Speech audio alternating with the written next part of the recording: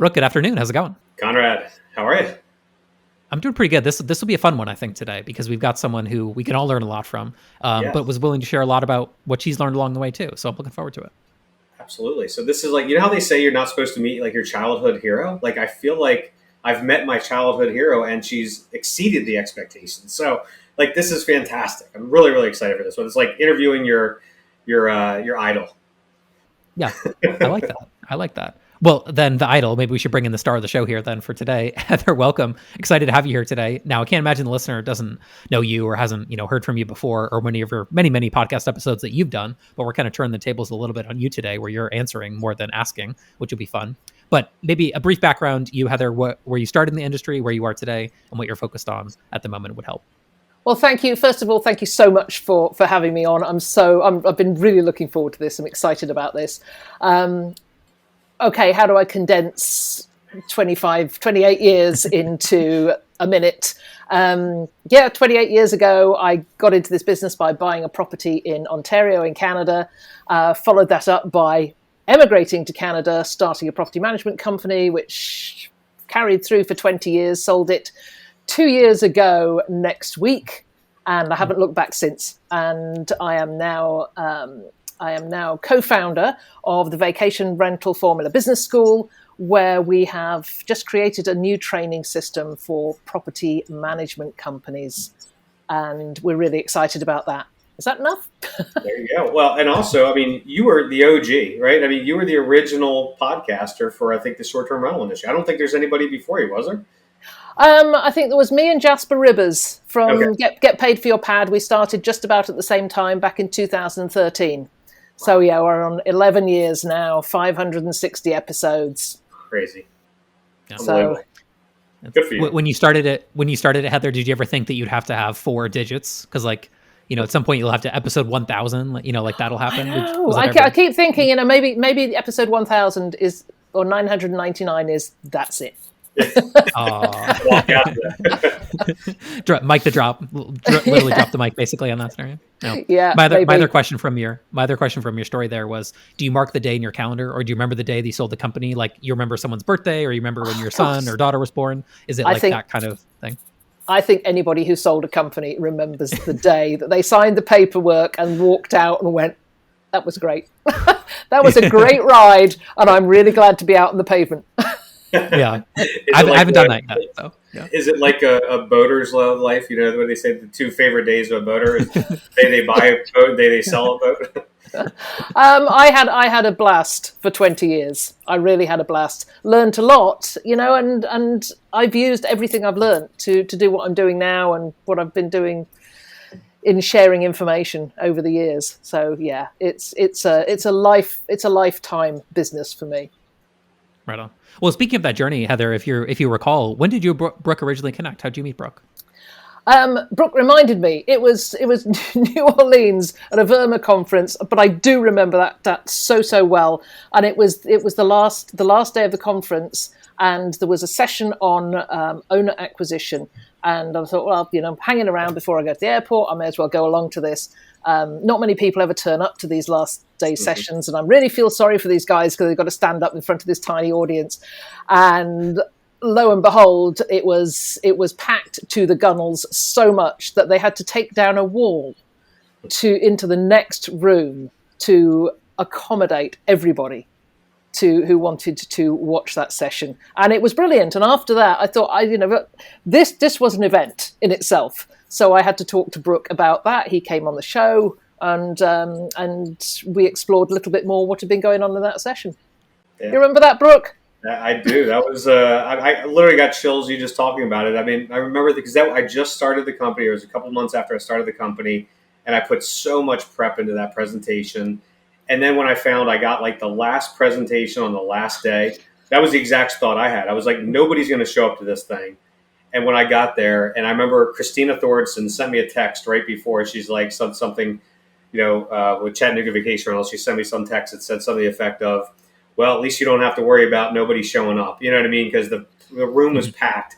And about 10 minutes into my presentation, I thought they were cleaning up. They were like tearing down the walls, and then find out there was like 50 people on the other side of the wall just listening in.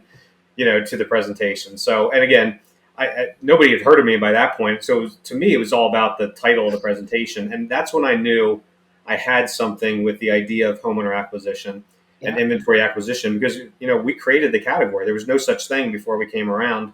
And it resonated well with me that we're on the right path here. We're solving the right problem. And let's just kind of keep our heads down and focused on solving that problem. And that's 750 partners later. This is where we are. So. I like that. Awesome. Well, Heather, I want to be cognizant of time, so we'll dive right in to your top 10 mistakes. And I like how thoughtful you were. Brooke and I were commenting before we hit record that some people, you can tell, type them out pretty quickly. I don't think that was the case here. So we'll dive in and we'll go through all of them. And obviously, we'd love to learn from those years of experience that you have as we go into it. So number one, getting caught up in the bells, whistles, and promises of a new PMS platform without doing the full due diligence. It took up to 6 months of time, thousands of dollars, and a huge amount of stress to ultimately roll it back when we realized it was not compatible with our Canadian tax system. So maybe a lesson there in due diligence. Did you ever end up swapping PMSs after that, or that was the only consideration? We rolled back to our original property management system, and I had that for another 3 or 4 years before we actually took the leap again. And that actually goes into the second one, but the second statement there that probably you're going to talk about. But yes, it was an awful period of time. I remember it well. I was on holiday in Maui with my son and his family, and sitting there talking to my business partner and saying, "Hey, Kate, this is the day we roll over." And it was absolute crickets for 2 days. It wasn't just the Canadian tax system. It was a number of other things as well. Our traffic just died completely. And it was March. March is a busy time in our calendar. So yes, it was. But we did get caught up in all the promises and the sales spiel, and didn't do our due diligence. So huge lesson. Well, and it's not only just doing your due diligence, but sometimes you don't know what you don't know. Like, you just kind of assume that, like the taxes would work, right? Yes. Yeah. Well, we assumed a lot of things. We assumed that all the promises that had been made to us were going to be fulfilled.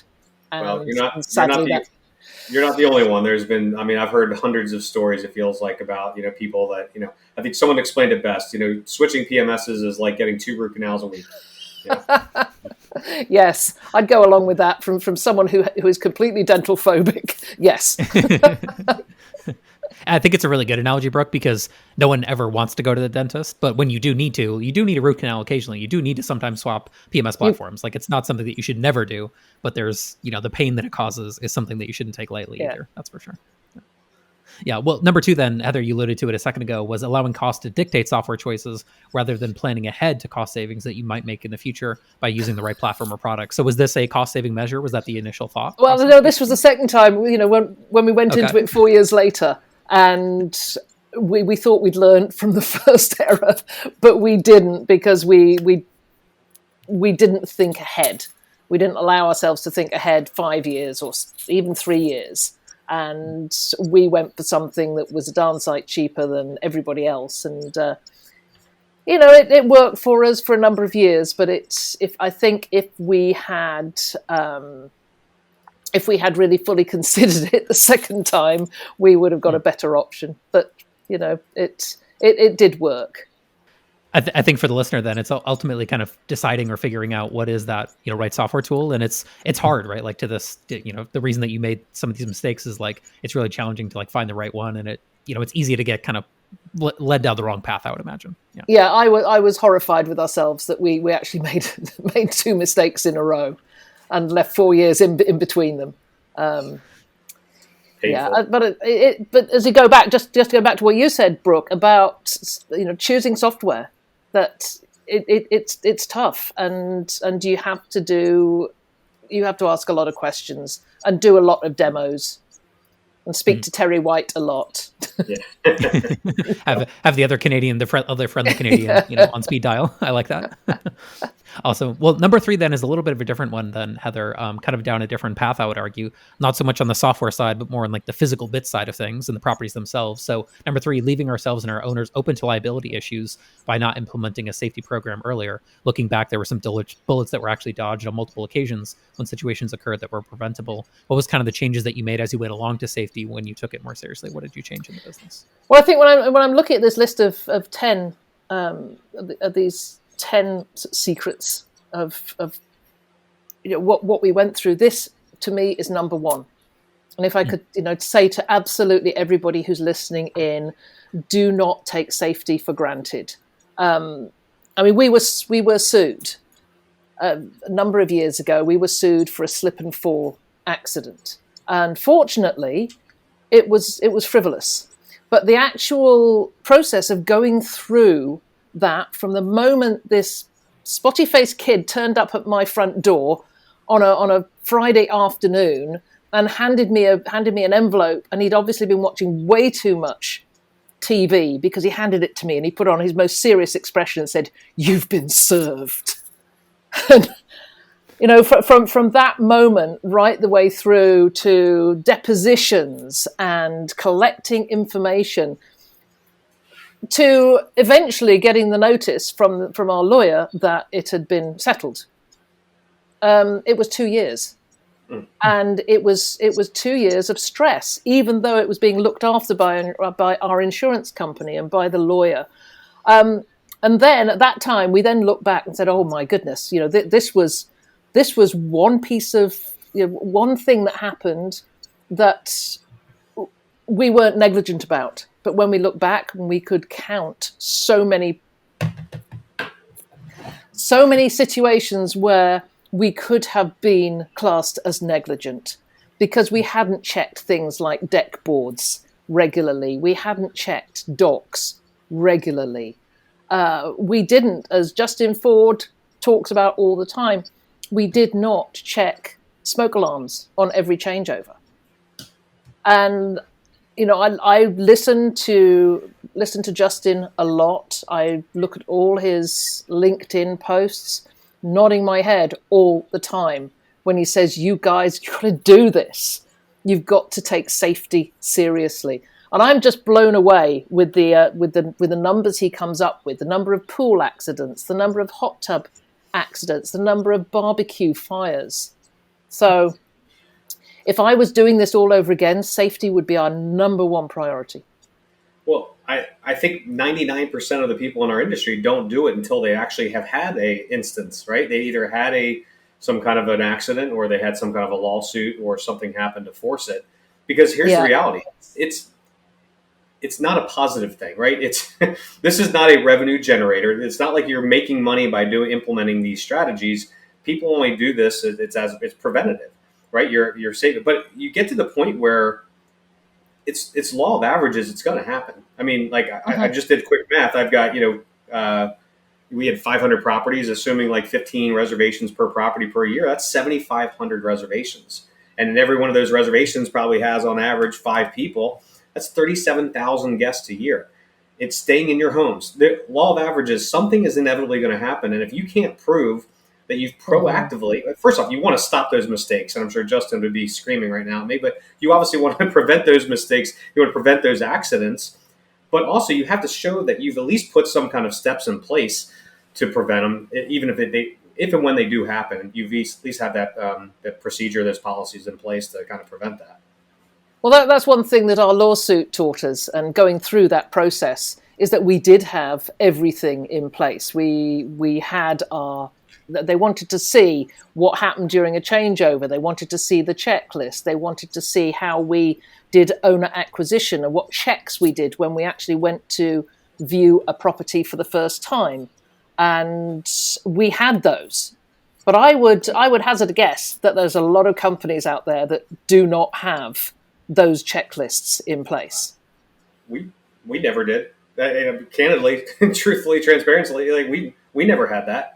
Luckily, knock on wood, we never had an accident. But had we done, had we had one, we would have been in a world of hurt because we couldn't prove that we actually did have those checklists in place. Yeah. Hindsight is wonderful. Right.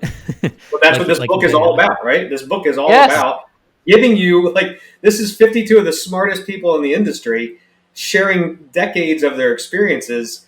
You don't have to learn from experiences, just read the damn book. Yeah, exactly. This one did, I think, come up a handful of times, Heather. I would also give a shout out to Eric Thibodeau. I know Justin Ford does great work. Eric has some different ways of thinking about these problems where he talks about controls and what you're putting in place. And I think they're both great, but they kind of have a different way of talking about what it is. And I like Eric's teachings quite a bit with respect to, what do you put in place, the system, all those kind of things. I think it's both, right? Like there's prevention and then there's what controls and systems do you put in place as well. I went out to a lunch with Eric back in earlier this year when I was down in Gulf Shores. And he's got some great insights. He does a fantastic job. He really does. He really does. He worked in an industry much more dangerous than ours, right? In respect, he was in oil and gas for a very long time, and that's one of the most dangerous jobs on planet Earth, basically. And it's good to have that kind of perspective of something where literally life and death on some of the mistakes that were there. We hope that that's never the case in a vacation rental property, but like you said, Heather, slip and falls, these sorts of things, they do happen. So a big one there. And this isn't in any order, just in the order based on the book, but I like your framing of like, nope, this is actually number one. That's a good way to think about it as we go along here. All right. Then number 4, not having a clear business development strategy or doing irregular SWOT, which stands for strengths, weaknesses, opportunities, and threats, analysis or audit from the start, meaning we missed out on opportunities for growth early in the business. Because of this, we took too long making some decisions, what could have been achieved with better focused planning and goal setting. So as you went along, how did you kind of change the process to goal setting from let's just get it to work to maybe thinking a little bit more in the future as you went along? I think we spent 20 years doing seat of the pants stuff. We really didn't ever sit down and do proper business development. Perhaps not until, in fact, it wasn't until the last 5 years when we began to think about selling. And that's when we began to put things in place and realize that maybe we could have done this 15 years earlier. We learned a lot about that. I was teaching people about SWOT analysis and how important that is, and we did miss a lot of opportunities along the way. Once we started in that last 5 years, looking at our business strategies in a different way, looking at those opportunities, looking at the strengths, we began to make some changes, which actually meant that by the time we sold the company, it was very healthy. Yeah, I mean, it's not necessarily a bad thing, right, Brooke, to go through that process and kind of like get the ship in good order, but obviously maybe it's better to start that way from the beginning. No, absolutely. I mean, look, and this was why, if you read the book, like the first chapter was all about strategy, and most people don't do this. And I don't know if Jason Sprinkle mentioned this in the book, but I listened. We actually had him on one of our masterminds one time after he sold 360 Blue, and Heather, he did the same thing. As he was preparing to sell 360 Blue, he wanted to know the metrics that these companies were looking at, and then that drove the decision. There's a reason why these companies are looking for these certain metrics. And he's like, damn it, why didn't I know this when I started the business? If I would have known what these key metrics were then, and look, it doesn't mean I have to sell my business, but if those are the key metrics that you're trying to achieve and that these companies are paying prime dollar for, there's a reason why. That means you have a healthy business. So regardless if you sell or not, if you've set those goals based on that, you've got a nice little business, and you can decide at that point if you want to keep it as a cash cow or you can sell it. But it's ironic that most people, it's kind of like when you sell your house, you're like, oh, I need to fix it up. Then you spend all this time, money, and effort making your house beautiful. You're like, damn, I actually like this house. Why am I looking to sell it? And you're just doing it to get that prime dollar. Yeah, that's a great analogy. I think that's one of the main concepts. I don't know if you've read Built to Sell. I think it's John Worrylow was the author of that one. But that's like the last chapter of that book, is that if you actually do everything in this book, you won't want to sell your business. That's the funny part. Even though the title of the book is Built to Sell, at the end of the book, he kind of admits, like, if you actually follow all these steps, you actually won't want to sell the business, which is kind of funny to think about. But yeah, number five, then let's go in this direction, more on the owner side. Hate to say it, Heather, this was one of the most common ones there is, which is the dealing with the dynamics of the owner. So I'll read it out for the benefit of the listener. Failing to realize that hanging on to high performing properties didn't make sense if the owners were a drain on resources and a cause of stress to the team. At one point, you let your highest performing property go because owners were horrible to work with. Happily, you were able to replace it with great owners and better properties. So what was the lesson here? How do you get the courage almost up to fire that owner, especially if they have a really high value property? Yeah, I think once you've done it for the first time, then you realize that those owners get replaced very quickly by better owners. And then you begin to learn after that how to recognize who's going to be great and who's going to be not so great. But it took us a long time because in the beginning, we just wanted to take on everything and anything. And if the owners came along with it, well, that was fine. We'd just have to put up with them. But we became way more discriminating towards the last 10 years on owners. We would select properties based on the owners to some extent more than the property itself, because we were going to have to live with that owner, connecting with us and speaking to our team. And if they weren't going to be polite and courteous and respect what we were doing for them, then they weren't deserving of our services. Yeah. This came up, like to Conrad said, This came up, I think it was like number one in the book, or one of the top ones for sure. You know what I should create? I should actually create a little checklist, a little interview checklist. You have one for the property and then one for the owner. And then it's like, it's a scoring system. And then it gives you like a suggested, like, if they're 90 or above, bring them on. If they're 80 to 90, maybe if they're, below a 70 or something like that, don't bring them on board. But I think that'd be a good tool to ask. Here's one comment that I loved when they would say, well, I sued my last property manager. You might want to think. That's where relationships negative 100 points. I think in a potential romantic relationship, you'd call that a red flag, I think is the terminology for that one. So I've got a question actually, Heather, on that. Was it apparent right away? Like, did you know, to Brooke's point, like early on in the process during maybe onboarding this home or early on, or did it rear itself later on? And the reason that I ask is that we've had clients that initially present well and we seem to have a good relationship at first. And then a few months in, things go sideways for whatever reason, personally or emotionally or something. Yeah, I mean, over the course of those 2 decades, we only fired 3 or 4. And I think we knew at the outset that there was something there. I mean, when we come to a question you're going to ask at the very end, I'm going to give you an answer to what we should have done, which is go with your gut. If it doesn't feel right, then it's not going to be right, regardless of how wonderful the property was. I said we've fired the owner of our top performing property, and it was an architect. He was an architect. He designed the place. It was fabulous, but he was a nightmare. And we did know pretty much from the start that they were going to be a nightmare, and they really didn't want to go. They tried everything. We'll be good. We'll promise. We'll be much nicer. We won't knock on the door and try and talk to the guests when they're in there anymore. It's like, oh, yes, you will. Right. What's the expression when someone shows you who they are, believe them, or something like that? Yeah, go ahead. But think of the stress that those 3 or 4 owners had, out of the hundreds of properties you managed over the 2 decades. I bet the stress of those 3 or 4 owners, what they have in your team, and I mean, people lose sleep over that stuff, and losing key employees is not worth it. And I think CJ talks about that.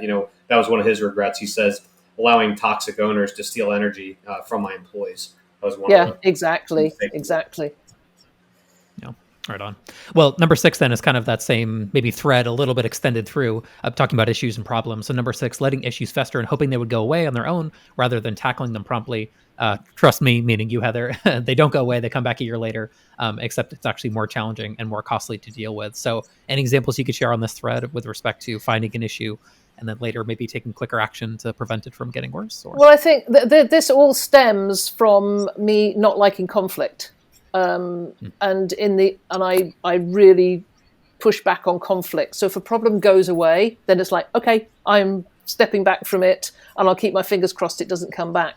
But there were times when, and I'm not sure if I can come up with a specific example, but there were times when when a situation was threatening to get out of hand, maybe with a guest, maybe with an owner, and then they went quiet, and I stepped back and I didn't deal with it, just thinking that, oh, good, they've gone away. It's a bit like procrastinating, and hoping that the tasks at the bottom of the list will never get to the top, and when they do, you put them back to the bottom, but they will always need to be done. So that was a big learning point. And usually when they come back worse if you would have just eaten that frog, Eat the frog. Exactly.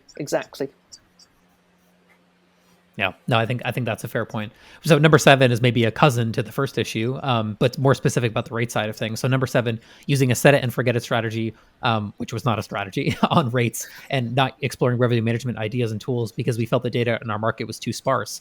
Getting excited early in the season because we booked up early without thinking it might have been because we actually underpriced the properties and the rates. So how did you kind of evolve your thinking on rates and price setting as you went to, towards the later part of the business and then eventually sold it?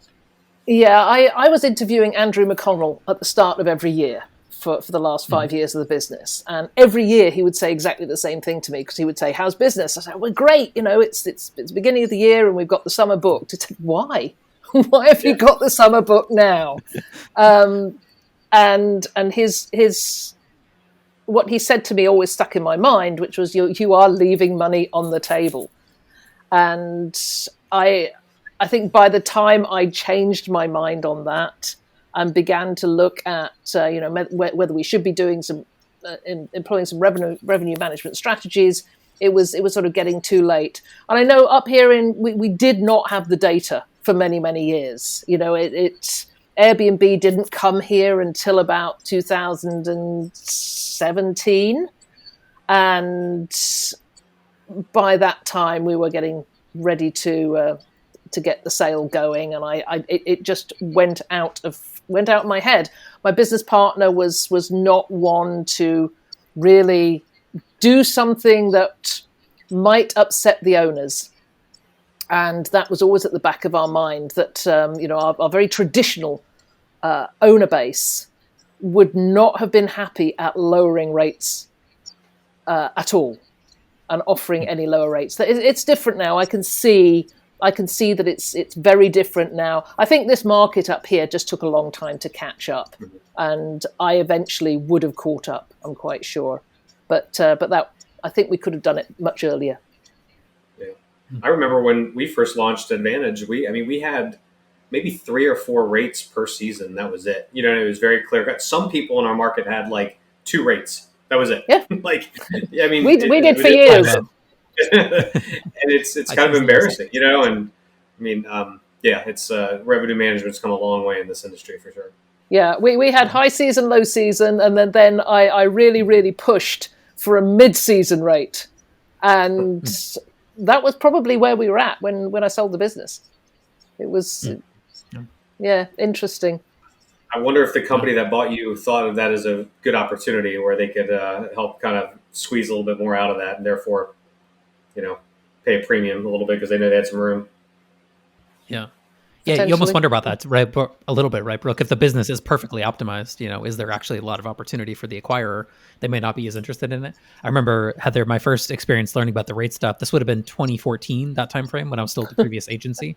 And we met a property manager in Hilton Head that had 16 seasons. And there was actually 16 like charts down for each property. There's like a tape chart for each of the seasons. And then he showed on a physical paper when the season started and ended. There was holidays in there. There's a golf tournament in Hilton Head. So he kind of had a separate rate for that. And this guy was like world class ahead of his time in 2014. And now, of course, Price Labs or someone would say, yeah, there's 365 seasons basically, right? Yeah. Every day might have a different rate or something like that. So yeah, it has come a long way, even in that time frame. Mm-hmm. I knew someone many years ago, and I will not name him to protect him, but he, this was before many of the softwares had any kind of revenue management. And what he actually did was he used the guest fee, and he had a very ambiguous, I'm sure there'd be probably a potential class action lawsuit here, but he actually left the guest fee very ambiguous, that they could change it up and down the number. And the way he would do revenue management, yield management, is he would increase the guest fee based on that. And he could do it on an individual property basis, and he could almost even do it on a date basis. So he was literally like moving that up and down, which obviously he didn't have to therefore share that increase. So he got all the upside of the increased rates, which I thought was interesting. But this was also pre yield management. Nobody really knew of increasing rates or decreasing rates at that time. Mm-hmm. Yeah, very different world, that's for sure. Number 8 then, Heather, speaking of different worlds, meeting other managers is part of that different world. So number 8, not creating an alliance with other managers earlier. Once you formed this, we realized what we had been missing: great networking, sharing of best practices, support in difficult times, for example, the pandemic, togetherness and battling regulatory issues and friendships. So this was something locally then, in the local to other property managers in Ontario and in Canada specifically? Yeah, it was back in probably 2018, and we'd been going for a lot of years by then, and realizing that we'd seen all our local property managers as competitors, and it was just through a conversation that I had with another manager at a VRMA conference, which is very rare to see any of the Ontario managers go to VRMA conferences. But he'd shared with me some information on something they did when they were hiring in the summer, and they hired a second-year law student to deal with their issues. So I didn't have to deal with the conflict anymore.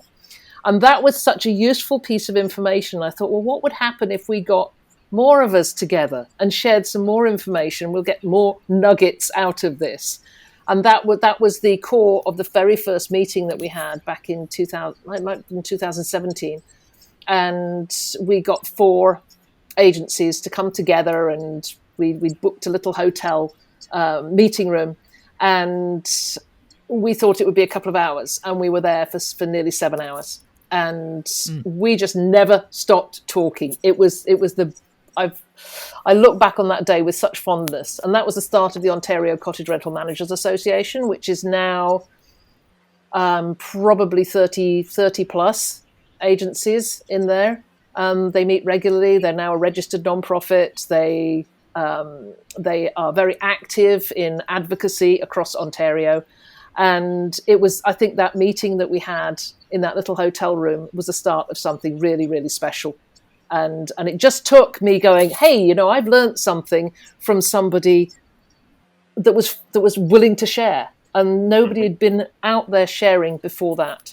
And I know that there's so many other organizations like this, but for anybody who's listening to this, if you're not part of a local network, then start one. It's easy. Or at a minimum, just reach out to your local competitors and just go to lunch. Go to grab a coffee. As Sarah Bradford said, competitors are our friends, not our foes. I think this one came up 8 different times from multiple people. Justin Ford talked about it wasn't until I built alliances with my competitors that we all started to succeed together. Your competitors aren't your enemy. There are plenty of properties for everyone to manage. And Steve Schwab, I think, summed it up best. Today's competitor is key for your growth tomorrow. Yeah, wonderful. I think your coffee comment is funny, Brooke. I don't know if you've ever been to the Starbucks in the Outer Banks in Kill Devil Hills, but that is the unofficial Outer Banks property manager meetup. I've been there before, and I know you. It's a funny little thing. So like you said, Heather, making it formal is one thing, but there's some informal ones out there too in different markets that I've seen from, up close, which is kind of funny to see. I know we're cut up against it a little bit time-wise, Heather. We got you for the time we had, and I want to be respectful of that. So number 9 and number 10 kind of fit together a little bit. I'll read both of them, and then we can kind of go through these ideas. Number 9, of course, is Brooks' red meat, so to speak. So we got to let him dive into that one. Number 9, not having a structured owner acquisition plan meant we failed to follow up on leads and didn't respond to receiving our owner package. We lost a lot of potential owners by not adding them to an email list and staying connected with them. So that's number 9. We'll go into that in a second. And then number 10, not appreciating that those owners, once you sign them, have different needs and expectations. Some want hand-holding, others, just want to let you guys run with it. Not all are hospitality focused.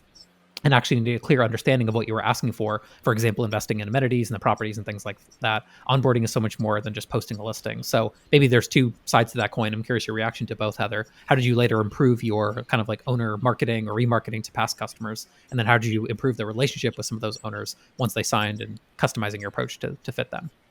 It wasn't actually until I met Brooke that I really realized, how important it was to have this real structure and strategy. Because we would have just so many owner inquiries, and then have them fall down at the first gate because we sent them an information pack and then never followed up. And I think that was probably one of the first things that Brooke said to me, once you've got them, you've got to connect and connect and connect and show them why you're the right people for the job. And we just weren't doing that. So once we got that structure in place, it was great. And certainly in the last year before we sold, which was probably the best year we ever had for owner acquisition, we were getting 2 or 3 inquiries every single day as people were buying properties. It was monumental. And I can't say that we had the best system in place, but we had a much better system in place. And we did follow up. And I wish we'd done that from the start. I was going to say, imagine how many properties you would have had if you did that. Had a good CRM with marketing automation, and your multiple, a big part of it was based on the inventory you had. So how much larger that multiple would have been, Yeah, looking back, we would have been way, way bigger. We would have been double the size on sale if we had paid more attention to the owner acquisition plan.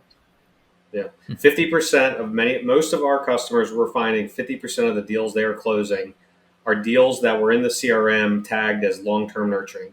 And what that means is they were not ready to buy right then. You know what I mean? They were inquiring, they were just getting information.